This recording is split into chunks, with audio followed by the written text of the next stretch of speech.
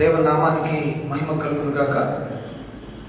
ఉదయకాలం మరొకసారి దైవ సన్నిధిలో మనం అందరం చేరి ఆయన ఆరాధించే కృపను దేవుడు మనకిచ్చినందుకు దేవునికి వందనాలు, స్తోత్రం చెల్లిస్తూ ఉన్నాం. ఈ సమయంలో ఆరాధిస్తున్న వారందరికీ ప్రత్యేకమైన శుభములు. హెర్మోన్ బాప్టిస్ట్ సంఘం బిడ్డలు ఈ యొక్క ఫేస్బుక్, యూట్యూబ్ పేజ్ ద్వారా దైవ సన్నిధిలో దేవుని ఆరాధిస్తున్న మీ అందరినీ దేవుని నామంలో జ్ఞాపకం చేసుకుంటూ ఉండగా ప్రతి ఒక్కరు కూడా ప్రార్థన చేసుకుందాం, తలదించుకుందాం, కళ్ళు మూసుకుందాం, ప్రార్థన చేద్దాం. మహోన్నతుడా, దయగల తండ్రి, నీకు వందనాలు, స్తోత్రం చెల్లిస్తూ ఉన్నాం. నేను స్తుతిస్తూ ఉన్నాం, నేను మహిమపరుస్తూ ఉన్నాం, నేను గణపరుస్తూ ఉన్నాం. నీ పరిశుద్ధ సన్నిధిలో గడిపే కృపను మాకు ఇచ్చాను.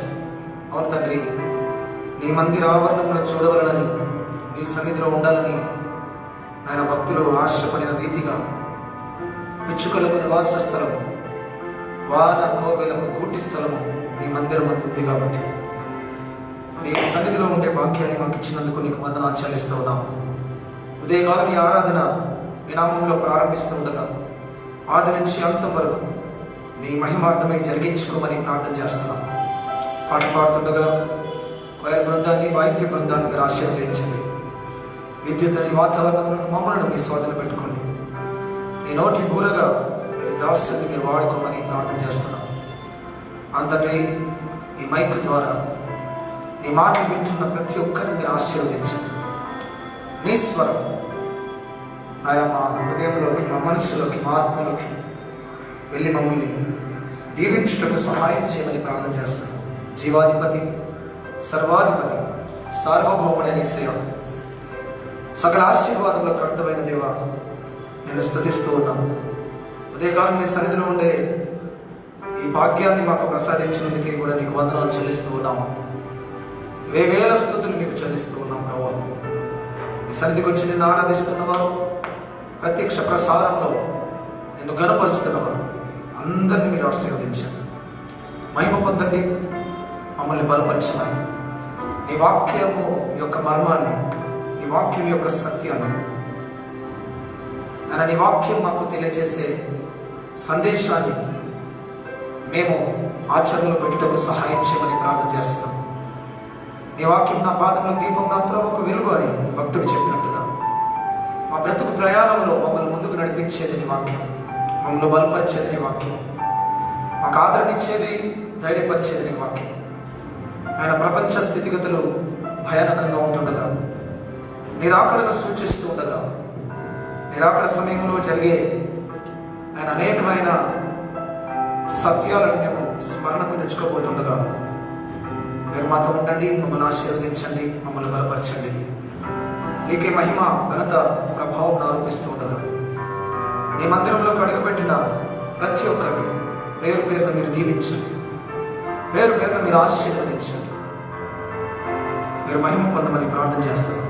జీవాధిపతి, సర్వాధిపతి, నీ సన్నిధిలో ప్రణమిల్లి నీకు స్తుతులు చెల్లిస్తూ ఉన్నాం,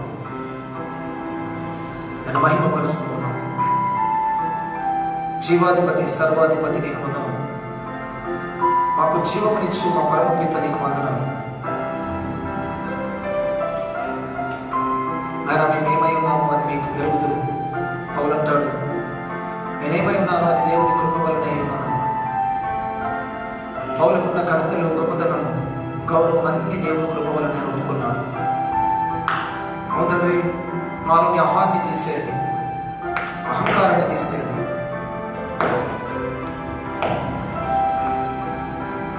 నీకు ఆయాసకరమైన మార్గం మాలో ఉంటే దాన్ని తీసేయండి. మమ్మల్ని పరిశుద్ధపరచండి, మమ్మల్ని ఆయత్తపరచండి.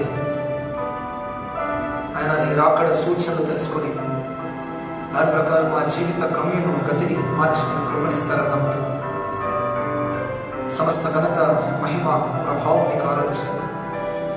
బలహీన స్థితిలో ఉన్న వారిని బలపరుస్తారని, ఒంటరిగా ఉన్న వారిని ఆదరిస్తారని, కన్నీరు కార్చేవారికి మీ ఆదరణ దయచేస్తారని నీకే మహిమ, ఘనత, ప్రభావం ఆరోపిస్తుంది. ఉదయకాల ఆరాధన అంతట్లో మీరు ఉండి మమ్మల్ని దీవించిన యేసు నామమున ప్రార్థించి వేడుకుంటున్నాం తండ్రి, ఆమేన్. దేవునికి మహిమ కలుగును గాక. ఈ సమయంలో కొన్ని పాటలు పాడి దేవుని స్తుతిస్తాం. మొట్టమొదటిగా ఆంధ్ర క్రైస్తవ కీర్తన పుస్తకంలో అన్ని కాలముల యందున్న యెహోవా అనే పాటను పాడదాం. వేదరాజావు గారు రచించిన ఈ మొదటి కీర్తన, ఆంధ్ర క్రైస్తవ కీర్తనలో మొదటి పాట అన్ని కాలముల యందున్న అనే పాటను పాడి దేవుని స్తుతిస్తాం, దేవుని కీర్తిస్తాం. అన్ని కాలంబులా నున్న యెహోవాని నిన్నాదరంబయు కన్నా తండ్రి వన్నేకించిన మోక్ష వాసాని సన్నుతు నున్నాతవైయుండ నీకు నిన్ను ప్రకటన శ్రీయా మిగిలాలో కములాలు నా తల ఆల్మోస్ట్ వీడికి రావలేదు. తల చూడు పలుడా వీరే ఉన్నారో కాంబులా నుడుగాక కరుణాసం పన్నాతతో నీరు ప్రభుడా వీరే అన్ని జీవులని యారావించుచు నున్నా సర్వజ్ఞు ప్రభు నీవే ఏనా శక్యముగాక ఉన్న లక్షణముల సంతోషించుటకు నీ జలుదులా పుట్టింపాని వంచు పోషింపాని వంచు ఇటింపాని వంచు ఇటింతును వట్టి పానికి మాలి నటి మానవులాచి పట్టి రసింపావ యుండవంచు దట్టమైన కృపను దయచేచనాకిచ్చి పట్టై నిలచియుండు ప్రభుడా వంచు గతాడ చీగాడ ముట్టుదాను కానా పట్టుకోలని నిన్ను ప్రస్తుతింతో కారుణ్యానిధి నీవు కఠినాత్ముడను నేను పరిశుద్ధుడవీవు పాపి నేను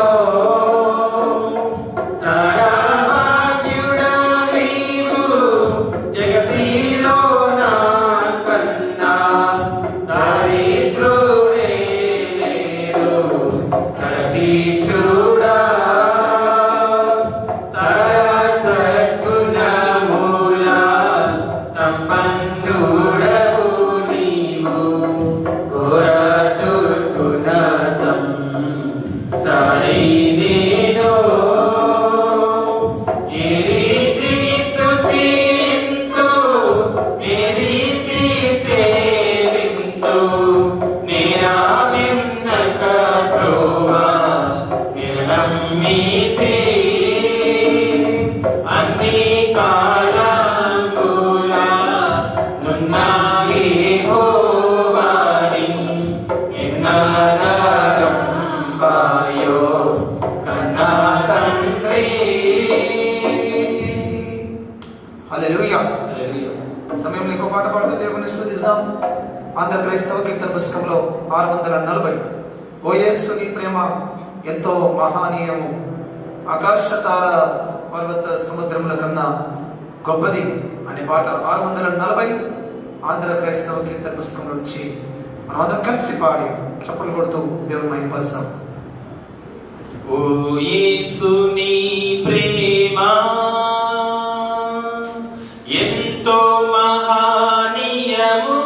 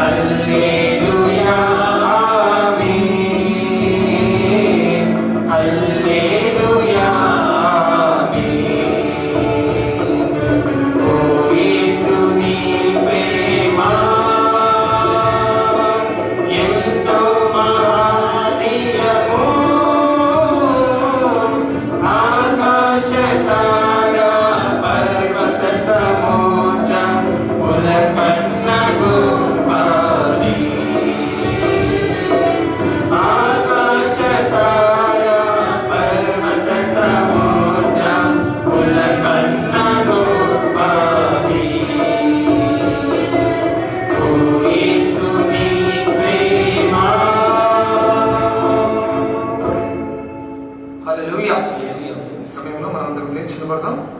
ఒక పాట పాడుతూ దేవుడిని ఆరాధిస్తాం.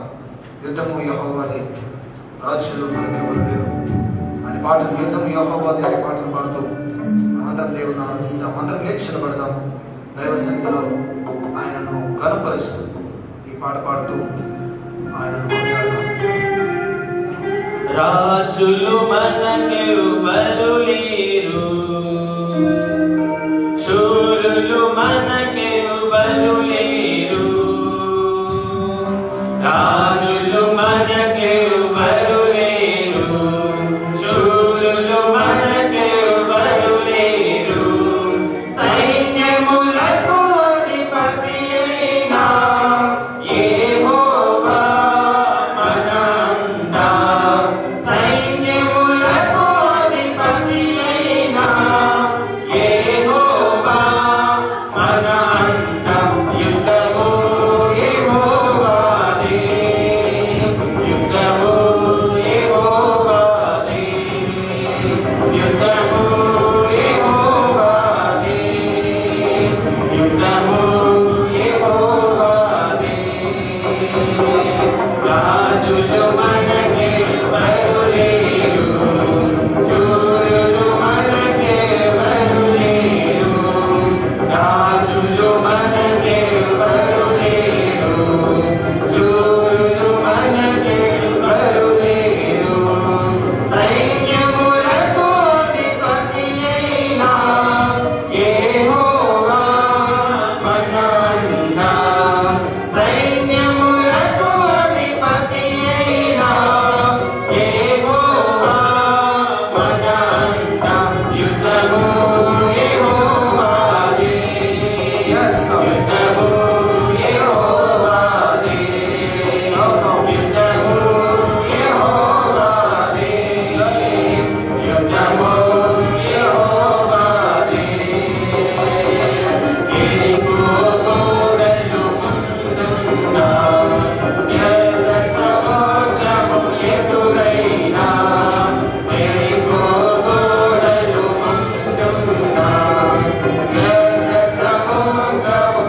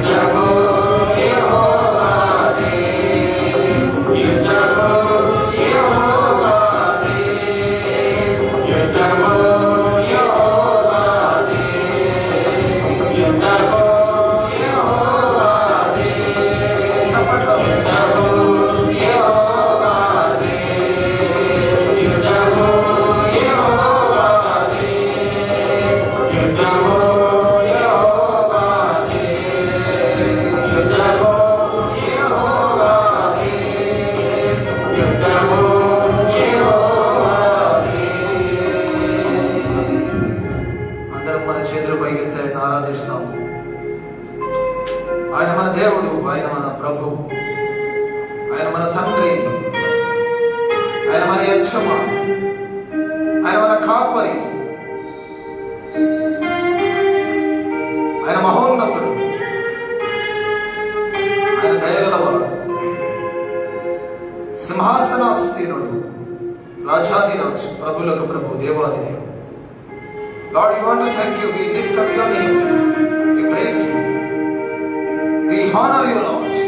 Thank you for your mercy, నీ దయ, నీ కనికరం, నీ మంచితనం కొరకు నీకు వందనాలు. నేను స్తుతిస్తున్నాను, నేను మహిమపరుస్తున్నాను, నేను ఘనపరుస్తున్నాను, నేను ఆరాధిస్తున్నాను. ఎస్ లార్డ్, యుద్ధం యెహోవాది, మా పక్షంగా ఉండి యుద్ధం చేసేది. సాధారణమైన యుద్ధం, సమస్యలపైన యుద్ధం, శోధనలపైన యుద్ధం, శ్రమలపైన యుద్ధం. ఎస్ లార్డ్, నీకు వందనాలు. మేము పోరాడితే ఓడిపోతాం, మేము పోరాడితే మేమే పోరాడతాం. మీరు పోరాడితే విజయం, విజయం, శాశ్వత కాల విజయం. నీకు వందనాలు. మా జీవితంలోని ప్రతి పోరాటం విజయాన్ని ఇచ్చినందుకే నీకు వందనాలు. నేను స్తుతిస్తున్నాను, నేను మహిమపరుస్తున్నాను. సమస్త ఘనత, మహిమ, ప్రభావం నీకు ఆరోపిస్తున్నాను. నేను ఆరాధిస్తుండగా ఆయన దురాత్మ శక్తులు ఆయన పారదోల పడుతుండగా నీకు వందనాలు చెల్లిస్తుంది. బలహీనతలు తొలగింపబడుతుండగా నీకు వందనాలు చెల్లిస్తుంది. ఈ ఆత్మచేత మమ్మల్ని బలపరుస్తున్నందుకే నీకు వందనాలు చెల్లిస్తుంది. నేను స్తుతిస్తూ ఈ స్తుతి ఆరాధన యేసు పేరిట సమర్పిస్తున్నాము తండ్రి. ఆమేన్. అందరం చెప్పలు కూడా దేవుని మహిమపరుస్తాం. Thank you Jesus, thank you. కూర్చుందాం. దేవుని ఘననామాన్ని స్తుతిస్తూ ఉండగా, ఘనపరుస్తూ ఉండగా ఉదయకాలం మరొకసారి ఆయన పాద సన్నిధిలో చేరి ఆయనను మహిమపరుస్తూ ఉండగా దేవుని వాక్యాన్ని మనం ధ్యానం చేసుకుందాం. మత్తయి సువార్త 24వ అధ్యాయం. మత్తయి సువార్త 24వ అధ్యాయం 39వ వచనం నుండి 44వ వచనం వరకు ఉన్న లేఖన భాగాన్ని మనం చదువుకుందాం. Gospel according to St. Matthew chapter 24 verses 39 to 44. మత్తయి సువార్త 24వ అధ్యాయం 39వ వచనం నుండి 44వ వచనం వరకు. 39వ వచనం ప్రారంభం. జలప్రళయం వచ్చి అందరినీ కొట్టుకొని పో వరకు ఎరగకపోయి, అలాగునని మనుష్య కుమారుని రాకడ ఉండును. ఆ కాలమున ఇద్దరు పొలములో ఉందురు, ఒకడు తీసుకొని పోబడును, ఒకడు విడిచిపెట్టబడును. ఇద్దరు స్త్రీలు తిరుగులు విసురుచుందరు, ఒకటి తీసుకొని పోబడును, ఒకటి విడిచిపెట్టబడును. కావున ఏ దినమున మీ ప్రభువు వచ్చునో మీకు తెలియదు కనుక మెలకువగా నుండి. ఏ జామున దొంగ వచ్చునో ఇంటి యజమానునికి తెలిసి ఉండిన ఎడల అతను మెలకువగా ఉండి తన ఇంటికి కన్నము వేయనీయడని మీరు ఎరుగుదురు. మీరనుకునని గడియలో మనుష్య కుమారుడు వచ్చును, కనుకయే మీరును సిద్ధంగా ఉండుడి. చదవన్న లేఖన భాగం మన వినికిడిలో దీవింపబడునుగాక. ఆమేన్. దేవుని నామానికి మహిమ కలుగునుగాక. మరొకసారి ఈ ఆరాధనలో పాల్గొంటున్న మీ అందరిని బట్టి ప్రభువును స్తుతిస్తూ ఉన్నాను. దేవుడు మనకిచ్చిన ఈ శ్రేష్టమైన తరుణం, దైవ సన్నిధిలో మన జీవితాలను సరిచేసుకుంటూ, మన ఆత్మీయ జీవితాన్ని కట్టుకుంటూ ఆయన మార్గంలో నడిచే అవకాశాన్ని దేవుడు మనకు అనుగ్రహిస్తూ ఉండగా దేవునికి ఘనత, మహిమ, ప్రభావం కలుగునుగాక. చదవబడిన లేఖన భాగం దేవుని రాకడకు సూచనగా కొన్ని మాటలు దేవుడు మనకు రాయించి పెట్టాడు. ఉదయకాలం మన ధ్యానం ప్రభు రాకడ. ప్రభు రాకడ సమయములో జరుగు తీర్పు. యేసు ప్రభు రెండవ రాకడలో వస్తాడని బైబిల్ ఖచ్చితంగా మనకు చెప్తుంది. బైబిల్లో దేవుడు అక్కడ జ్ఞాపకం చేస్తున్నాడు. 39వ వచనంలో అంటాడు, జలప్రళయం వచ్చి అందరినీ కొట్టుకొని పోయే వరకు ఎరగకపోయి అలాగనే మనుష్య కుమారుని రాకడ ఉండును. 39వ వచనం 44వ వచనంలో 2 సార్లు ఈ మాటను రాస్తాడు. 44వ వచనంలో కూడా మనుష్య కుమారుడు వచ్చును గనుక. సో యేసు ప్రభువు తప్పకుండా వస్తాడు. ఆయన రెండవ రాకడ తథ్యం, ఖచ్చితం. అయితే ఆ రెండవ రాకడ సమయంలో ఏం జరుగుతుందో 39వ వచనం నుంచి 44వ వచనం మధ్యలో దేవుడు రాయించినట్టాడు. వాస్తవానికి దేవుడి రాకడ ఎప్పుడో ఖచ్చితంగా వస్తాడు, కానీ ఎప్పుడో తెలియదు. పైన వచనాన్ని మనం చూస్తే 36వ వచనం, అయితే ఆ దినమును గురించి ఆ గడియను గురించి తండ్రి మాత్రమే ఎరుగును గాని ఏ మనుష్యుడైనను పరలోకమందలి దూతలైనను కుమారుడైనను ఎరుగడు. అయితే యేసు ప్రభు వచ్చే ఆ సమయం, ఆ దినం, ఆ సందర్భం ఎవరికీ తెలియదు. ఏ మనుష్యుడు ప్రపంచంలో పరలోకమందలి దూత అక్కడికి కుమారుడైనను అంటే యేసు ప్రభు అప్పుడు మానవుడిగా ఈ లోకానికి వచ్చాడు కాబట్టి ఆయన గురించి రాస్తూ దేవుడు ఒక్కడికే తెలుసు అంటారు. చాలామంది ఆయన ఇప్పుడు వస్తున్నాడు అప్పుడు వస్తున్నాడు అని ఎప్పుడో ప్రకటన కూడా చేసేసినారు. 2000 సంవత్సరం వచ్చినప్పుడు ఆయన వస్తాడు అని చెప్పేసి అప్పుడే చెప్పేసినారు. అంటే స్పెషల్ నంబర్లు ఏమైనా కనబడితే 2020 అని రాగానే 2020 సంవత్సరం రాగానే ఈ సంవత్సరం వచ్చేస్తాడని చెప్పేశారు. కానీ బైబిల్ ఏం చెప్తుందంటే ఆయన ఎప్పుడు వస్తాడో ఖచ్చితంగా ఎవరు చెప్పలేరు అన్నాడు. ఆయన రాకడ ఖచ్చితం, అది మాత్రం వాస్తవం. అయితే ఆ రాకడకు సంబంధించి కొన్ని సూచనలు మాత్రం దేవుడి లేఖన భాగంలో మనకు రాశారు. ఖచ్చితంగా వస్తాడు, కానీ వచ్చినప్పుడు కొన్ని సూచనలు దేవుడు మనకు చేసినట్టుగా ఈ లేఖన భాగం చెప్తుంది. ఆ సూచనతో పాటు ఆ సమయంలో ఎవరెవరికి దేవుడు తీర్పు తీరుస్తాడో కూడా లేఖన భాగంలో చాలా క్లియర్గా దేవుడు రాయించి పెట్టాడు. చాలాసార్లు మనం ఆయన రాకడను నిర్లక్ష్యం చేస్తాం, ఆత్మీయ జీవితాన్ని నిర్లక్ష్యం చేస్తాం, మనకి ఇష్టం వచ్చినట్టుగా వ్యవహరిస్తూ ఉంటాం. కానీ దేవుడు అందులో రాయించి పెట్టిన కొన్ని మాటల్ని మనం చాలా జాగ్రత్తగా గమనిస్తే ఆ మాటల్ని మనం అర్థం చేసుకోవచ్చు. మొట్టమొదటి చూడండి 41వ వచనం.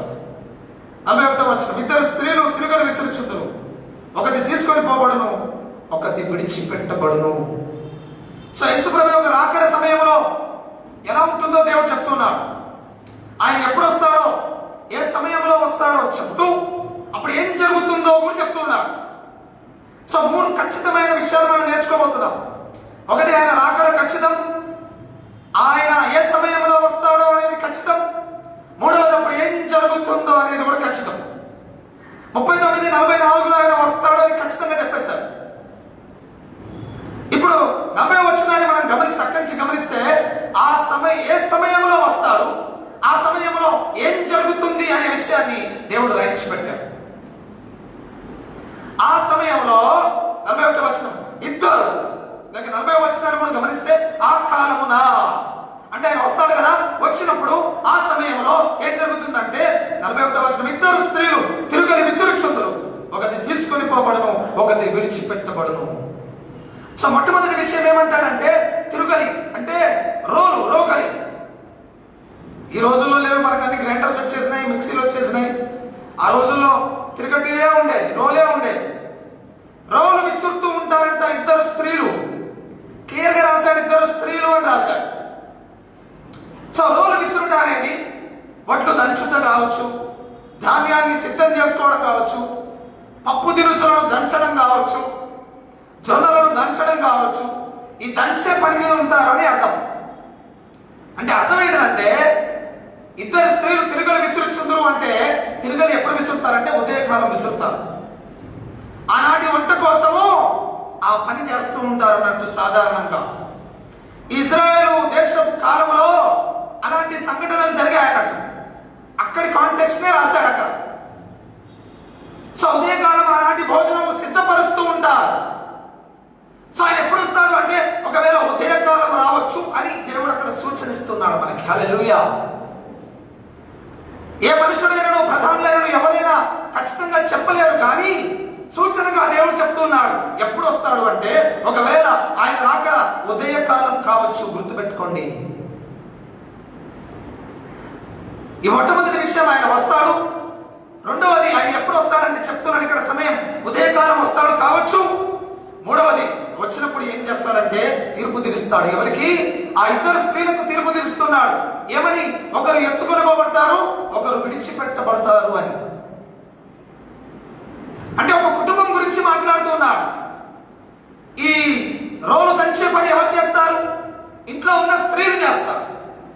స్త్రీలు అంటే తల్లి కూతురు కావచ్చు, అత్త కోడలు కావచ్చు, లేక కోడళ్ళు కావచ్చు, లేక అక్క చెల్లెలు కావచ్చు. ఇద్దరు అని రాశాడు. ఆ ఇద్దరు దంచుతూ ఉంటారంట. అయితే ఒకరు ఎత్తబడతారు, ఒకరు విడిచిపెట్టబడతారు. సో దేవుడు వచ్చినప్పుడు ఆయన నిమిత్తంగా చెప్తున్నాడు, ఒకవేళ ఉదయం వస్తాడు కావచ్చు. వచ్చినప్పుడు ఏం చేస్తారంటే మొట్టమొదటి తీర్పు ఆ స్త్రీలకు ఇస్తాడంట. ఏంటిదా తీర్పు? ఒకరు ఎత్తబడతారు, ఒకరు విడిచిపెట్టబడతారు. అత్త కోడళ్ళ అనుబంధం, తల్లి బిడ్డల అనుబంధం, తోటి కోడళ్ళ అనుబంధాన్ని దేవుడు ఇక్కడ జ్ఞాపకం చేస్తున్నాడు.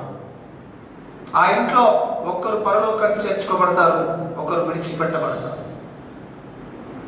మీ ఆత్మీయులతో, మీ కుటుంబంతో ఉన్న సంబంధ బాంధవ్యాలు దేవుడి తీర్పుకి సాదృశ్యాలను దేవుడు జ్ఞాపకం చేస్తున్నాడు. నీ అత్తతో నువ్వు ఎలా వ్యవహరించావు? కోడలికి. నీ కోడలతో ఎలా వ్యవహరించావు? అత్తకి. నీ తల్లిని నువ్వు ఎంత ప్రేమించావు? నీ తల్లి వృద్ధాప్య దశలో ఎంత గౌరవించావు? అక్క చెల్లెల మధ్యలో అనుబంధం ఎలా ఉంది? ఒక ఇంట్లో ఉన్న ఇద్దరు తోటి కోడలు ఎలాంటి ఆత్మీయ జీవితాన్ని కలిగి ఉన్నారు? సో ఆయన రాకడ వచ్చినప్పుడు కుటుంబ జీవితానికి తీర్పు ఉంటుంది. సో ఆ తీర్పులో ఒకవేళ ఉదయకాలం ఆయన వస్తే మొట్టమొదటిగా తీర్పు తీర్చేది స్త్రీలకి. ఆ కుటుంబంలోని స్త్రీలకు తీర్పు తీరుస్తాడంట. నీ కోడలతో నువ్వు ఎలా వ్యవహరించావు? నీ అత్తతో నువ్వు ఎలా వ్యవహరించావు? ఒకటి ఎత్తబడుతుంది, ఏమన్నారు?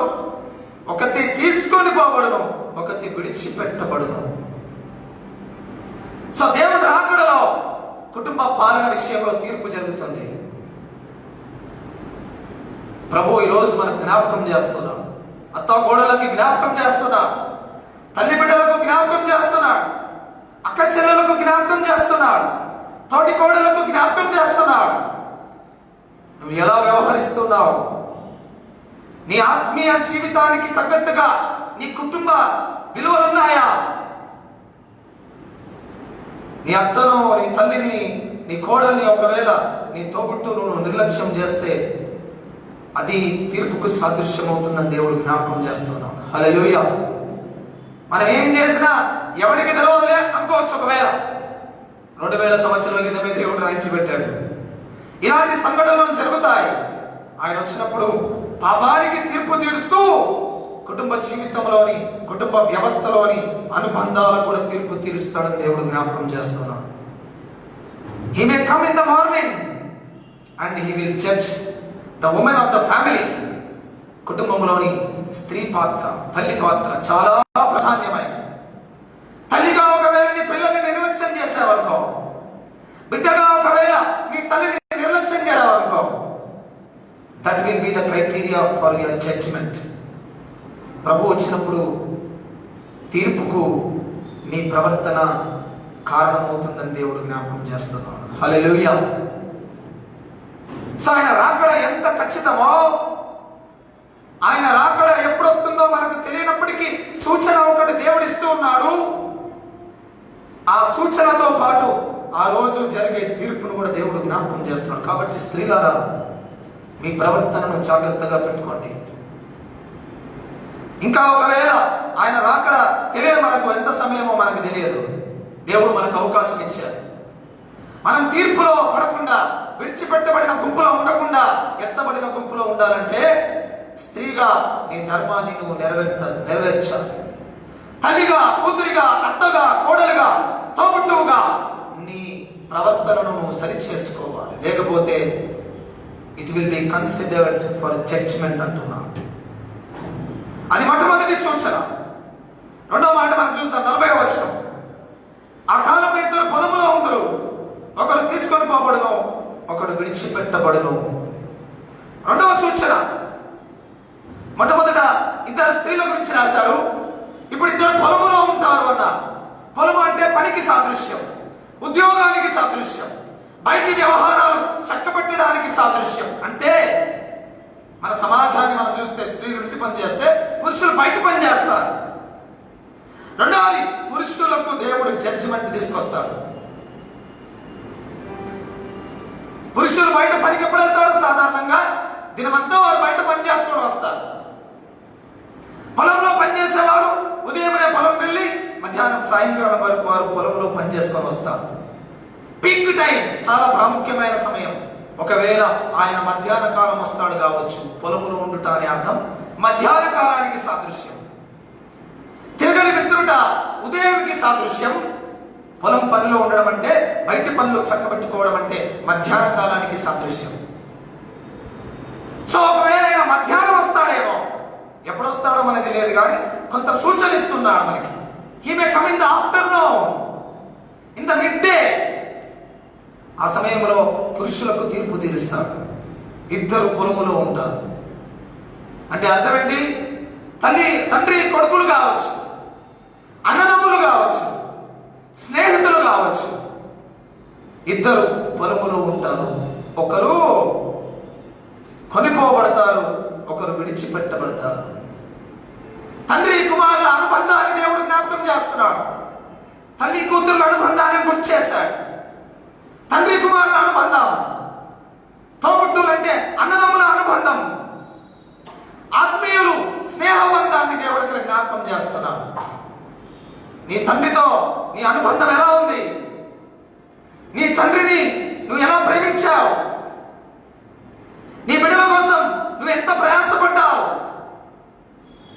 నీ అన్నకు దక్కాల్సింది నువ్వు ఇచ్చావా?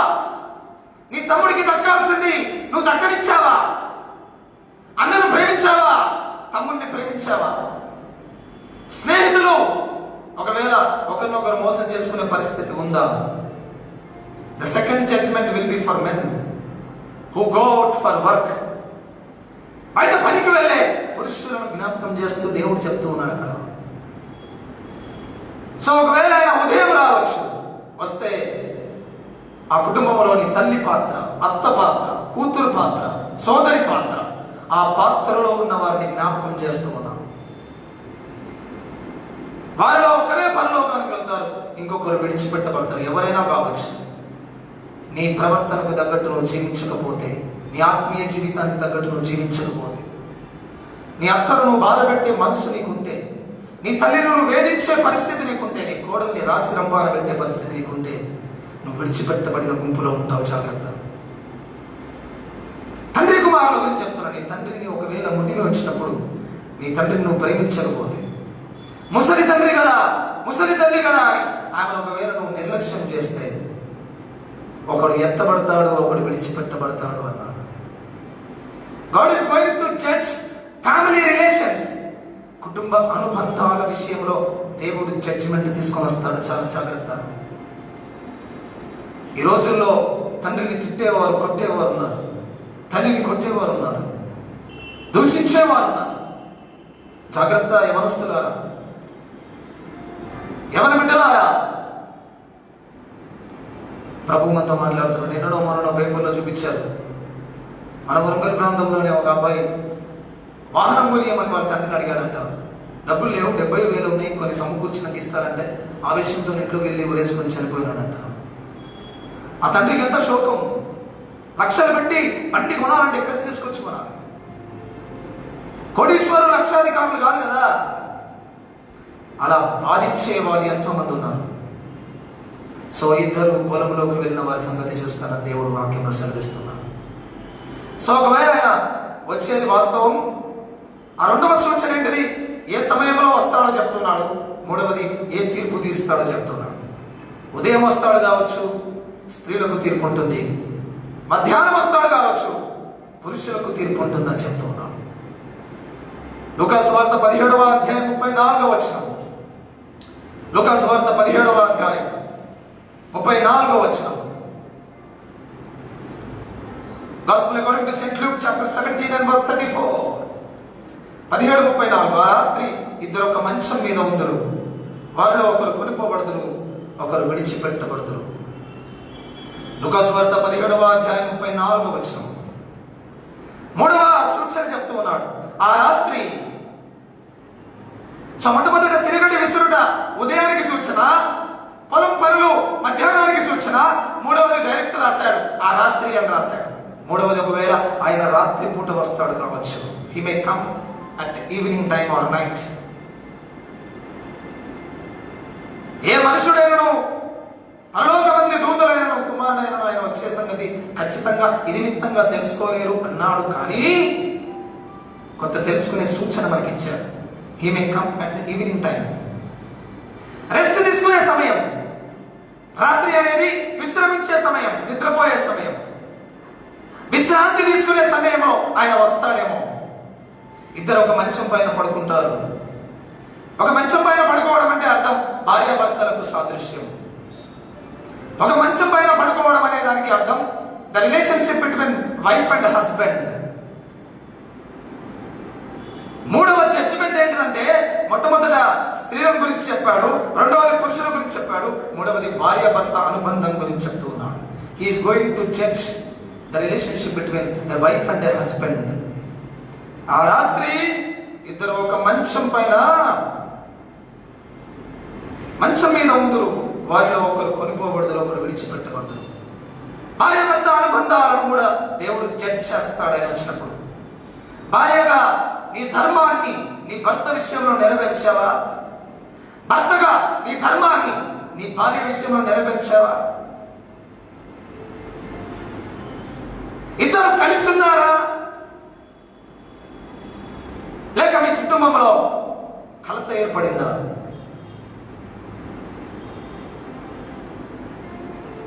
భార్యాభర్తలుగా మీరు ఉండొచ్చు. ఒకవేళ భర్త ఎత్తబడతాడో భార్య విడిచిపెట్టబడుతుందేమో తెలియదు. భార్య ఎత్తబడుతుందేమో భర్త విడిచిపెట్టబడతాడేమో తెలియదు. భార్యాభర్తల అనుబంధాలు. ఈనాడు ప్రభు మనకు జ్ఞాపకం చేస్తున్నాడు. చాలా కుటుంబాల్లో భార్యాభర్తల మధ్యలో అనుబంధాలు సరిగా లేవు. చాలా కుటుంబాల్లో భర్త భార్య అయిపోతున్నాడు, భార్య భర్త అయిపోతున్నారు. బాధ్యతల్లో, అధికారంలో, వ్యవహారంలో కష్టపడి భర్త సంపాదించుకొని వచ్చి భార్య దగ్గరికి వెళ్ళి చేయి చాపాల్సిన పరిస్థితి చాలా కుటుంబాల్లో ఉంది. ఆయన వచ్చినప్పుడు తీర్పులోకి రావడానికి కారణం ఒకవేళ నీ ప్రవర్తన కావచ్చు. ఇంటికి యజమాని భర్త, భార్య భర్తలు ఇద్దరు కలిసి కుటుంబ వ్యవహారం నడిపించవచ్చు. కానీ భర్త నీ దగ్గరకు వచ్చి చేయి చాపాల్సిన పరిస్థితి భర్త సంపాదించిన దాంట్లో తీసుకొని రాకూడదు. ఇంటిని డామినేట్ చేస్తారు కొంతమంది. కొన్ని రోల్స్ డామినేట్ చేస్తాయి. తండ్రి డామినేట్ చేయాల్సిన స్థానంలో కొడుకు డామినేట్ చేస్తాడు, కోడలు డామినేట్ చేస్తాడు. ఆధిపత్యం చలాయిస్తారు. సో దేవుడు జ్ఞాపకం చేస్తున్నాడు, భార్యాభర్తల మధ్యలోని సంబంధాలు దేవుని తీర్పుకు కారణమవుతాయి. నీ భర్తతో నీ సహవాసం సరిగా లేకపోతే, బైబిల్లో దేవుడు చెప్పినట్టుగా భర్తలు భార్యను ప్రేమించాలి, భార్య భర్తకు లోబడాలి. భర్తలు భార్యను ప్రేమిస్తలేరు, భార్యలు భర్తలకు లోబడతలేరు. That is true. ఇంకా భర్తలే భార్యలకు లోబడుతున్నారు. ఒక రకంగా చెప్పాలంటే చాలా మంది అలాంటి పరిస్థితిలో ఎందుకుంటారో తెలుసా? మేము ఒకవేళ నోరు తెరిస్తే పరువు పోతుంది, మా పరువు కోసం నడిపిస్తున్నామన్న భర్తలు చాలా మంది ఉన్నారు. ఇంటి పరువు బజార్న పడుతుంది అని, ఇంటి పరువు బజార్న పడుతుంది, బిడ్డలు ఉన్నారని నోరు మూసుకుంటున్నారని చెప్పిన భార్యలు చాలా మంది ఉన్నారు. భయపడకు. ప్రమాణం చేశావు, భర్తతో కలిసి జీవిస్తాను, భార్యతో కలిసి జీవిస్తానని. నీ ప్రమాణాన్ని ఎప్పుడో ఒకవేళ నువ్వు తెంపు చేసి ఉంటే that will be considered for judgement, తీర్పు. ఒకవేళ ఉదయకాలం వస్తాడేమో, అక్కడ స్త్రీలను జ్ఞాపకం చేస్తున్నాడు. మధ్యాహ్న కాలం వస్తాడేమో, పురుషుల్ని జ్ఞాపకం చేస్తున్నాడు. ఒకవేళ రాత్రి వస్తాడేమో, భార్యాభర్తల యొక్క అనుబంధాలు, భార్యాభర్తల యొక్క దాంపత్య జీవితాన్ని దేవుడు శిక్షకు కారణంగా తీసుకొని వస్తాడు. చాలా కుటుంబాల్లో భార్యాభర్తల బంధాలు సరిగా లేవు. అది ఒక సర్వే ప్రకారం చెప్తున్నమాట. Most of the family relationships are broken. చాలా కుటుంబాల్లో ఆ కుటుంబ వ్యవస్థ, దాంపత్య జీవితపు వ్యవస్థ ఎక్కడో తెగిపోయి ఉన్నదంటే, పేరుకే కుటుంబం, పేరుకే భార్యాభర్తలు, పేరుకే కుటుంబ జీవితం. సో కుటుంబ జీవితంలో మూడవ కోణం, మొదటి కోణం స్త్రీలకు, స్త్రీలైనా పురుషులైనా, అక్కడ 40వ వచనంలో పొలములో అని రాశాడు. పురుషులే అనుకుందాం, మొదట పురుషులకే దేవుడు తీర్పు తీరుస్తాడు, స్త్రీలకు తీరుస్తాడు. ఆ తర్వాత భార్యాభర్తల మధ్యలోని అనుబంధం. నీ భర్తను నీ చెప్పు చేతుల్లో పెట్టుకున్నావంటే పెట్టుకో, నీకేం తక్కువ లేదు. మహా ఇంకో 20 సంవత్సరాలు బ్రతుకుతావు కావచ్చు నీ చెప్పు చేతుల్లో పెట్టుకొని. కానీ దేవుడు వచ్చినప్పుడు నీ భర్తను తీసుకుపోయినాక నిన్ను విడిచిపెడితే 100 సంవత్సరాలు నిత్య నరకాగ్నిలోనే నువ్వు ఉంటావు. నీ భార్యని ఇష్టం వచ్చినట్టు నువ్వు వ్యవహరించు. ఇంకెన్ని సంవత్సరాలు వ్యవహరిస్తావు? లిమిట్ ఉంది. ఇంక కొంతకాలమే నువ్వు ఈ లోకంలో బతుకుతావు. కానీ నీ భార్య ఎత్తబడుతుంది, నువ్వు విడిచిపెట్టబడతావు.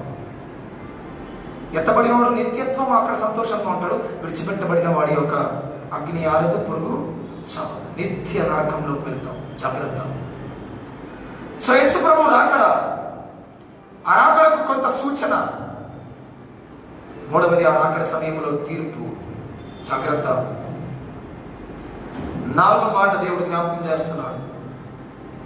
43వ వచనం, మత్తయి సువార్త 24వ అధ్యాయం 43వ వచనం. 24-43. ఏ జామున దొంగ వచ్చునో ఇంటి యజమానికి తెలిసి ఉండిన యెడల అతడు మెలకువగా ఉండి తన ఇంటికి కన్నం వేయనీయడని మీరు ఎరుగుదురు.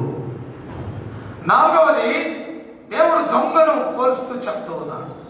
దొంగ ఎప్పుడు వస్తాడు? ఈ రోజుల్లో దొంగ ఎప్పుడు పడితే అప్పుడు వస్తున్నాడు అనుకో, కానీ సాధారణంగా దొంగతనం ఎప్పుడు జరుగుతుంది? మధ్యరాత్రి వేళ జరుగుతుంది. 8 గంటలకు జరగదు, 9 గంటలకు జరగదు. మధ్యరాత్రి 11 నుంచి 4 గంటల వరకు ఎప్పుడైనా జరగచ్చు. అంటే దేవుడు మధ్యరాత్రి వేళ రావచ్చు. డీప్ స్లీప్లో ఉంటాం, చాలా విశ్రాంతి తీసుకొని నిద్రపోతూ ఉంటాం, ఆదిమర్చి నిద్రపోతూ ఉంటాం, అన్నీ మర్చిపోయి నిద్రపోతూ ఉంటాం. ఆ సమయంలో ఒకవేళ వస్తాడు. 4వది ఆయన మధ్యరాత్రి వేళ వస్తాడేమో తెలియదు. ఉదయం వస్తాడేమో, మధ్యాహ్నం వస్తాడేమో, సాయంకాలం లేక రాత్రి వస్తాడేమో. 4వది అంటున్నాడు దొంగ గురించి జ్ఞాపకం చేస్తూ, he may come in midnight. దొంగ వచ్చి ఏం చేస్తాడు? ఆ ఇంట్లో ఉన్న విలువైన వస్తువులన్నీ దోచుకుంటాడు. ఒక్కొక్కరింట్లో ఒక్కొక్క రకమైన విలువైన వస్తువులు ఉంటాయి. మనము చాలా విలువైనదిగా ప్రేమించిన వస్తువులు, మనం చాలా ఇష్టపడిన వ్యక్తులు, మనం చాలా సమయాన్ని కేటాయించిన వస్తువులు ఏవైతే ఉంటాయో వాటిని తీసుకొని పోతాడట. 4వది, దొంగ వచ్చి విలువైన తీసుకొని పోయిన తర్వాత పొద్దున్న లేసినాక లవోదిగో అనేది ఎవడు? ఆ ఇంటి యజమాని. దేవుని కంటే ఎక్కువ ప్రేమించేది మనం ఈ లోకంలో ఏమైనా ఉంటే, దేవుని కంటే ఎక్కువగా మనము దేన్నైతే ఇష్టపడుతున్నామో, దేనికైతే సమయం వెచ్చిస్తున్నామో, దేనికోసమైతే మనం బ్రతుకుతున్నామో దాన్ని మన దగ్గర నుంచి తీసేస్తాడంట దేవుడు రాకడలో. హల్లెలూయా. నిన్ను ఒంటరివాణ్ణి చేస్తాడు. నువ్వు దేనికైతే ఎక్కువ ప్రాధాన్యత ఇచ్చావో, నీ సుఖానికి ఇచ్చావో, నీ విశ్రాంతికి ఇచ్చావో, నీ సంతోషానికి ఇచ్చావో, దేనికి ఇచ్చావు, దాన్ని దొంగ వచ్చి ఎలాగైతే విలువైన వస్తువులు తీసుకొని పోతాడో దేవుడు వచ్చి మన దగ్గర చవి తీసుకొని పోయి నిన్ను ఒంటరివాణ్ణి చేస్తాడు. నీ దగ్గర ఏమి లేకుండా నిన్ను చేస్తాడు. అన్నిటితో తొలతూకి దేవుణ్ణి నువ్వు మర్చిపోయి ఉంటే, నాలుగవదిగా దేవుడు తీర్పు తీర్చేది ఏందో తెలుసా? నీ వ్యక్తిగత జీవితాన్ని, నీ పర్సనల్ లైఫ్ విషయంలో దేవుడు తీర్పు తీరుస్తాడు. దేవుడు తీర్పు తీరుస్తాడు. సో ఖచ్చితంగా ఆయన రాకడ ఉంటుందని చెప్పాడు. జలప్రలయం వచ్చినప్పుడు ఎలా జరిగిందో అలాగే ఆయన మనుష్య కుమారుడు రాకడలో ఉంటుందని చెప్పాడు. సో ఆ ఖచ్చితమైన తర్వాత ఏ సమయంలో వస్తాడంటే, ఉదయం వస్తాడో తెలియదు, రేపు ఉదయమే వస్తాడు కావచ్చు, సమయం లేదు. రేపు మధ్యాహ్నమే వస్తాడు కావచ్చు, ఈ రాత్రి వస్తాడు కావచ్చు, ఈ మధ్యరాత్రి వస్తాడు కావచ్చు. ఒకవేళ నువ్వు దేవుణ్ణి విడిచిపెట్టి దేన్నైనా ప్రేమించుకుంటూ, దేన్నైనా ఇష్టపడుతూ, దేనికోసమైనా ప్రయాసపడుతూ ఒకవేళ నువ్వు పరిగెడుతూ ఉంటే ఈ లోకంలో దొంగ వచ్చి విలువైనది దోచుకొని పోయిన తర్వాత ఏడ్చే పని ఆ ఇంటి యజమానిది. అలాగే దేవుని దగ్గర నుంచి నీకు అతి ప్రియమైన దాన్ని తీసేసిన తర్వాత ఏడ్చుకుంటూ కూర్చోవలసిన పని నీకు అవుతుంది. నిన్ను ఒంటరిని చేస్తావు, నువ్వు ఒంటరైపోతావు, ఏమీ లేని వ్యక్తివైపోతావు. నువ్వు ఇంతవరకు గర్వంతో, అహంకారంతో విర్రవీగింది, జ్ఞానం కావచ్చు, తెలివి కావచ్చు, డబ్బు కావచ్చు, అహంకారం కావచ్చు, బలం కావచ్చు, బలగం కావచ్చు, దేన్ని పట్టుకొని నువ్వు వెళ్ళాడవో అది నీ దగ్గర తీసేసి నిన్ను ఒంటరిని చేస్తాడు దేవుడు. ఆయన రెండవ రాకడలో జరిగే 4వ సంఘటన నీ పర్సనల్ లైఫ్. స్త్రీలకు తీర్పు, పురుషులకు తీర్పు, భార్య భర్తలకు తీర్పు. ఆ స్త్రీ పురుషుల్లో నువ్వు బిడ్డ కావచ్చు, కొడుకు కావచ్చు, తండ్రి కావచ్చు, తల్లి కావచ్చు, అత్త కావచ్చు, కోడలు కావచ్చు, మామ కావచ్చు, అన్న కావచ్చు, తమ్ముడు కావచ్చు, అక్క, చెల్లె, ఎవరైనా కావచ్చు. నీ బాధ్యతలను దేవుడు అక్కడ జ్ఞాపకం చేస్తున్నాడు. 44వ వచనంలో అంటాడు, మీరు అనుకోనని గడియలో మనుష్య కుమారుడు వచ్చును గనుకయే మీరును సిద్ధంగా ఉండండి. ఇండెఫినెట్ 4 సమయాలు చెప్పాడు. ఒకటి ఉదయం వస్తాడు, లేక మధ్యాహ్నం రావచ్చు, అంటే రోజంతా సమయంలో రావచ్చు, పొలం పని, బయట పని, లేక సాయంకాలం రాత్రి రావచ్చు, మధ్యరాత్రి రావచ్చు, లేక ఏ సమయానికి వస్తాడో లేదు. ఉదయం మధ్యాహ్నం కాకుండా 11 గంటలకు రావచ్చు, మీరు అనుకోలేని గడియ. రాత్రి కాకుండా సాయంకాలం 4 గంటలకు రావచ్చు. మీరు సిద్ధంగా ఉండండి అంటున్నాడు. దేని కొరకు? ఎత్తబడడానికైనా విడిచిపెట్టబడడానికైనా సిద్ధంగా ఉండండి. హల్లెలూయా. తీర్పు ఫైనల్. అయితే నువ్వు ఎత్తబడే గుంపులైనా ఉంటావు, లేకపోతే విడిచిపెట్టబడిన గుంపులను ఉంటావు. బీ రెడీ ఫర్ దట్ అంటున్నాడు. ప్రభు మన జ్ఞాపకం చేస్తున్నాడు. ఆయన రాకడలో జరిగే ఒక ప్రాముఖ్యమైన సంఘటన, ద జడ్జ్మెంట్ టు ఫ్యామిలీ. కుటుంబ వ్యవస్థలకి, కుటుంబ విలువల విషయంలో దేవుడు తీర్పు తీరుస్తాడు. ఈ లేఖన భాగంలో ఇది ఒక కోణం, ఇది ఒక దృక్కోణం. ఇంకా అనేకమైన అర్థాలు ఈ లేఖన భాగంలో ఉన్నాయి. ఒక అర్థాన్నే మనం చదువుతున్నాం అంతే. తల్లిగా, అత్తగా, బిడ్డగా, తోబుట్టుగా, తండ్రిగా, కొడుకుగా, మామగా, తోబుట్టుగా నీ ప్రవర్తన ఎలా ఉంది? భర్తగా, భార్యగా నీ వ్యవహార శైలి ఎలా ఉంది? దేవుని విషయంలో నీ వ్యక్తిగత ఆత్మీయ జీవితం ఎలా ఉంది?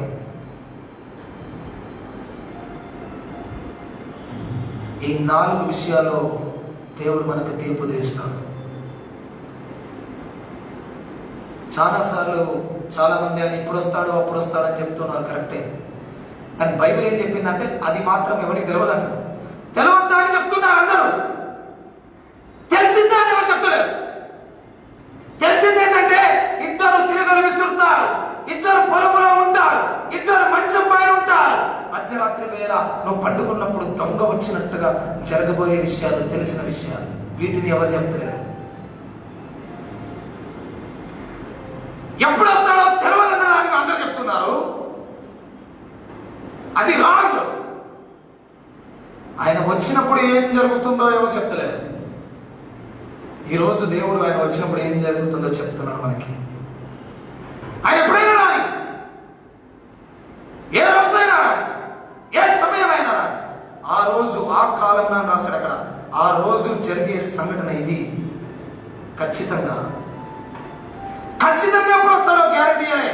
ఉదయం, మధ్యాహ్నం, సాయంత్రం, రాత్రి అంటే ఎప్పుడైనా రావచ్చు అన్నట్టు అర్థం. అది ఖచ్చితమైన సమయం చెప్పలే, కానీ ఖచ్చితంగా తీర్పు మాత్రం జరుగుతుంది. ఒకరు ఎత్తబడతారు, ఒకరు తిప్పబడతారు, లేక విడిచిపెట్టబడతారు. కాబట్టి వాస్తవాన్ని చెప్పే వారిని నమ్మాలి, వాస్తవాన్ని మనం అర్థం చేసుకోవాలి. ఎవరికి నిలవదు వచ్చే సంగతి. కానీ దేవుడు ఒక సూచన ఇచ్చాడు. ఉదయం వస్తాడు కావచ్చు, మధ్యాహ్నం కావచ్చు, రాత్రి కావచ్చు, మధ్యరాత్రి వస్తాడు కావచ్చు. ఒకవేళ వస్తాడు, గ్యారెంటీ వస్తాడు కావచ్చు అంటే వస్తాడన్నట్టే కదా. కానీ వచ్చినప్పుడు ఏం జరుగుతుందో అనేది చాలా ప్రాముఖ్యం. ఇద్దరు స్త్రీలను గురించి ఉదాహరించాడు, ఇద్దరు వ్యక్తులు పురుషుల గురించి ఉదాహరించాడు. ఇద్దరు మంచం పైన ఉంటారంటే భార్య భర్తల గురించి గుర్తు చేశాడు. నాలుగోది, నువ్వు చాలా విలువైనది, నీకు చాలా ఇష్టమైన దాన్ని నువ్వు ఈ లోకంలో ప్రేమించుకుంటూ ఉన్నావు, అది నీ దగ్గర నుంచి తీసివేయబడుతుందని దేవుడు జ్ఞాపకం చేస్తున్నాడు. ప్రభు ఈరోజు మనతో మాట్లాడుతున్నాడు. ప్రభువా, మరి నీ రాకడ ఖచ్చితం. నీ రాకడ సమయంలో, ఏ సమయంలో మీరు వస్తారో అది కూడా ఖచ్చితం. ఆ సమయంలో ఏం జరుగుతుందో కూడా మీరు ఖచ్చితంగా చెప్పారు ప్రభు. అది నేను చేయాల్సిన పని ఏంటంటే, మరి ఒకవేళ ఎత్తబడే స్త్రీల గుంపులో నేను ఉన్నానా, ఎత్తబడే పురుషుల గుంపులో ఉన్నానా, మరి ఎత్తబడే భార్యాభర్త గుంపులో నేను ఎక్కడున్నాను, మనం పరీక్షించుకునే సమయం ఇది. మనం సరి చేసుకునే సమయం. తల వంచుకుందాం, కళ్ళు మూసుకుందాం, ప్రార్థన చేసుకుందాం. ప్రభు మనతో మాట్లాడుతూ ఉండగా ప్రతి ఒక్కరూ ఆయన వస్తున్నాడన్న సంగతి మీకు తెలుసా? నువ్వు ఒక క్రైస్తవుడు కావచ్చు, కాబట్టి వస్తున్నాడని తెలుసు కావచ్చు. అయితే వచ్చినప్పుడు ఏం జరుగుతుందో నీకు తెలుసా? ఇద్దరు స్త్రీలు పొలంలో ఆ తిరగటి విసురుతున్నారంటే అర్థం ఏంటి? ఇద్దరు వ్యక్తులు పొలంలో ఉన్నారంటే, మాకు పొలం లేదు, మాకు వ్యవసాయం లేదు కదా, మేము రోకలు లేదు కదా, మేము మంచం పైన పడుకోం కదా, మేము నేల పైన పడుకుంటాం కదా అని నువ్వు అనుభవం తప్పించుకుంటావా? కాదు. ఓ స్త్రీ, తల్లిగా, భార్యగా, బిడ్డగా, అత్తగా నువ్వు తీర్పు పాలయ్యే సూచన ఉంది. జాగ్రత్త. నీకు సమయం దొరికింది కానీ ఇప్పుడు నీ కోడల్ని బాధపడుతున్నావేమో, నీ అత్తని బాధపడుతున్నావేమో, నీ తల్లిని బాధపడుతున్నావేమో, నీ ఇష్టం వచ్చిన జీవితం ద్వారా నీ సొంత అక్కను, మీ చెల్లెని బాధపడుతున్నావు. బాధపెట్టు, నో ప్రాబ్లం. కానీ దేవుడు తీర్పు తీరుస్తాడు. నువ్వు విడిచిపెట్టబడతావేమో, గుర్తుపెట్టుకో. పురుషులకు జ్ఞాపకం చేస్తున్నాడు. తండ్రిగా నీ బాధ్యతను విస్మరించావా? కొడుకుగా నీ బాధ్యతను విస్మరించావా? నీ మామను బాధపడుతున్నావా? నీ అన్నను మోసగించావా? నీతో పుట్టిన నీ తమ్ముడిని నష్టపరిచావా? తీర్పులోకి వస్తావు. జాగ్రత్త. ఓ భార్య, ఓ భర్త, దేవుని నామములో ప్రమాణం చేశావు. ఈరోజు నీ భర్త వాసన నీకు అసహ్యమైందా? నీ భార్య వాసన నీకు అసహ్యమైందా? యోబట్టాడు. నీ ప్రవర్తనే నీ తీర్పుకు కారణమవుతుంది. నీకంటే వయసులో పెద్దవాడు, గౌరవంలో పెద్దవాడు, నీ భర్తను నీ చెప్పు చేతల్లో నీ కాళ్ళకి అంచుకునేలాగా నువ్వు ప్రవర్తిస్తున్నావా? నీ భార్యను ఒకవేళ విలువలేని వ్యక్తిగా నువ్వు వ్యవహరిస్తున్నావా? ఇద్దరు ఒక మంచం పైన ఉంటారు. దేవుడు ఆ రాత్రి వస్తే భర్త కొనిపోబడతాడో, భార్య కొనిపోబడుతుందో భార్య విడిచిపెట్టబడుతుందో, భర్త విడిచిపెట్టబడతాడో నీకు తెలుసు. దొంగ వాలే వస్తావు, నీకు విలువైనది దోచుకొని పోతావు, నువ్వు ఒంటరైపోతావు. మహోన్నతుడా, నీకు వందనాలు. మధ్యాహ్న కాలం నీ పరిశుద్ధ సన్నిధిలో చేరి నీ రాకడ సమయంలో నీ తీర్పు ఎలా ఉంటుందో మేము నేర్చుకున్నాం. చాలా మంది నువ్వు ఎప్పుడు వస్తావో ఖచ్చితంగా చెప్పలేమని బైబిల్లో ఉంటే నువ్వు వస్తావు అని చెప్తున్నారు, అబద్ధం మాట్లాడుతున్నారు. ఈ రోజు వస్తాడు, ఈ సమయంలో వస్తాడని నువ్వు చెప్పని దాన్ని చెప్తున్నారు, నువ్వు చెప్పిన దాన్ని చెప్పట్లేదు. నువ్వు చెప్పింది ఏంటంటే ఆ రోజు తీర్పు ఉంటుందని చెప్పారు. ఈ తీర్పు గురించి చెప్పట్లేదు. కొడుకు గాని ప్రవర్తన సరిగా లేదు, తండ్రి గాని ప్రవర్తన సరిగా లేదు, భర్తగా, భార్యగా, తల్లిగా, బిడ్డగా నీ ప్రవర్తన సరిగా లేదు. దానికి తీర్పు ఉంటుంది. నీ తోటి కోడల విషయంలో తీర్పు ఉంటుంది. ఇద్దరు స్త్రీలు అంటే తోటి కోడళ్ళు, ఇద్దరు కలిసి ఆ ఇంట్లో పనిచేసుకుంటూ ఉన్నా. ఒక తోటి కోడలు ఎత్తబడుతుంది, ఒక తోటి కోడలు విడిచిపెట్టబడుతుంది. నీ తోటి కోడల్ని నువ్వు వ్యవహరించిన విధానం తీర్పులోకి వస్తుంది. ఆయన ఎంతో క్లియర్గా నీ వాక్యాన్ని మాకు బోధించారు. అయితే మేము సిద్ధంగా ఉండాలన్నారు. ఎత్తబడే గుంపులో సిద్ధంగా ఉన్నావా, విడిచిపెట్టబడే గుంపులో సిద్ధంగా ఉన్నావా? ఎందుకంటే నువ్వు ఎప్పుడో వస్తావని చెప్పలే, ప్రతిరోజు వస్తున్నానని చెప్తున్నావు. ఉదయం వస్తావేమో, మధ్యాహ్నం వస్తావేమో, సాయంత్రం వస్తావేమో, రాత్రి వస్తావేమో, మధ్యరాత్రి వస్తావేమో. కాబట్టి మేము ఏ రకంగా సిద్ధంగా ఉన్నామో ఒకసారి మా ఆత్మీయ జీవితాన్ని పరిశీలన చేసుకోవాలి. మేము దేన్ని ఎక్కువగా ప్రేమిస్తున్నాం? చాలాసార్లు నీ మందిరానికి కూడా రాలేము మేము. ఆ రోజు నేను దేన్ని ఎక్కువ ప్రేమిస్తున్నాను? విశ్రాంతిని ప్రేమిస్తున్నాను, ఇంట్లో పనిని ప్రేమిస్తున్నాను. దొంగ వచ్చి విలువైన ఎత్తుకొని పోతాడు, నువ్వు ప్రేమించిన దాన్ని ఎత్తుకొని పోతాడు. నీకేముండదు, నువ్వు ఒంటరి అయిపోతావు, నువ్వు ఆగమైపోతావు. జాగ్రత్త అని మీరు హెచ్చరించినందుకు నీకు వందనాలు. నీ రాకడ సమయంలో జరిగే తీర్పులను మేము పరిశీలన చేస్తూ మా జీవితాన్ని పరీక్షించుకొని నీ ప్రశస్తమైన మార్గంలో నడుచుకుని మాకు సహాయం చేయండి. సాతాను ఈ మాటను ఎత్తుకొని పోకుండా నీ ఆత్మచేత మమ్మల్ని నింపమని యేసు నామమున ప్రార్థించి వేడుకుంటున్నాం తండ్రి, ఆమేన్. దేవుని నామానికి స్తోత్రం కలుగును గాక. మరొకసారి ఈ ఆరాధన చేసిన మీ అందరిని బట్టి దేవుని స్తుతిస్తూ ఉన్నాను. పోయిన వారం దేవుని మహాకృప చేత మనము ఈ ఆలయంలో కొత్తకాల పండుగ ఆరాధన జరిగించుకున్నాం. అందుని బట్టి నేను దేవుని స్తుతిస్తూ ఉన్నాను. ఈ సంవత్సరం మనం గ్రామాల్లో కూడా కొత్తకాల పండుగను ప్రారంభించాం. పోయిన బుధవారం తొర్రూరులో కొత్తకాల పండుగ జరిగింది, శుక్రవారం కేశవపూర్లో జరిగింది, ఈరోజు సాయంకాలం దివిటిపల్లిలో కొత్తకాల పండుగ ఆరాధన జరుగుతుంది. కాబట్టి ఈ మొదటి కొత్తకాల పండుగ ఆరాధన విషయమై మనం దేవుని స్తుతించాలి. మీరు ప్రార్థనలో గుర్తుపెట్టుకోవాల్సిందిగా మనవి చేస్తున్నాం. ఈ మధ్యాహ్నం 2:30 గంటలకి మన చర్చిలో Indian campus crusade for Christ వారి యొక్క బైబిల్ ఫెస్ట్ ఎగ్జామ్ ఉంటుంది. దానికి 30 రూపాయలు రిజిస్ట్రేషన్ ఫీజు. ప్రతి సంవత్సరం వారు మన చర్చిలో మనకు ఒక సెంటర్ పెడతారు. కాబట్టి ఆసక్తి కలిగిన వాళ్ళు ఈ మధ్యాహ్నం వచ్చి ఆ ఎగ్జామ్లో పాల్గొనాల్సిందిగా మనవి చేస్తూ ఉన్నాను. ఐక్య క్రిస్మస్ మహా వేడుకల పోటీలు 2020 United grand Christmas celebrations. So వారు కొన్ని పోటీలను నిర్వహిస్తూ ఉన్నారు. 3వ తారీఖు డిసెంబర్ 3వ తారీఖు పాటల పోటీ, డిసెంబర్ 4వ తారీఖు క్లుప్త ప్రసంగం, డిసెంబర్ 5వ తారీఖు బైబిల్ క్విజ్, డిసెంబర్ 6వ తారీఖు కొరియోగ్రఫీ. దానికి సంబంధించి రిజిస్ట్రేషన్ ఫీజు 100 రూపాయలు. మిగతా డీటెయిల్స్ నోటీస్ బోర్డులో ఉంటాయి. ఆసక్తి కలిగిన వారు ఈ యొక్క పోటీల్లో పాల్గొనాల్సిందిగా మనం చేస్తున్నాం. బేస్తవారం సాయంకాలం యథావిధిగా ప్రార్థన సహవాసం ఉంటుంది, ప్రత్యక్ష ప్రసారం. కాబట్టి మీ దగ్గర ఉన్న సెల్ ఫోన్ ఆన్ చేసుకుని ఆ సమయంలో దైవ వాక్యం విని ప్రార్థనలో పాల్గొనాల్సిందిగా మనం చేస్తూ ఉందాం. కరోనా పరిస్థితుల నేపథ్యంలో ఇంకా మనం జాగ్రత్తగా, అతి జాగ్రత్తగా వ్యవహరించాల్సిందిగా మనవి చేస్తున్నాం. ఎక్కడికి వెళ్ళినా మాస్క్ తప్పకుండా పెట్టుకోండి.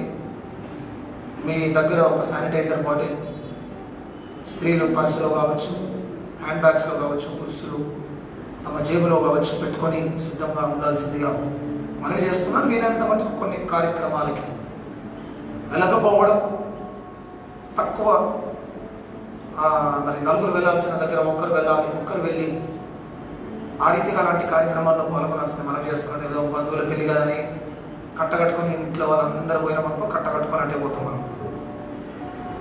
కాబట్టి అలాంటి పని చేయకండి.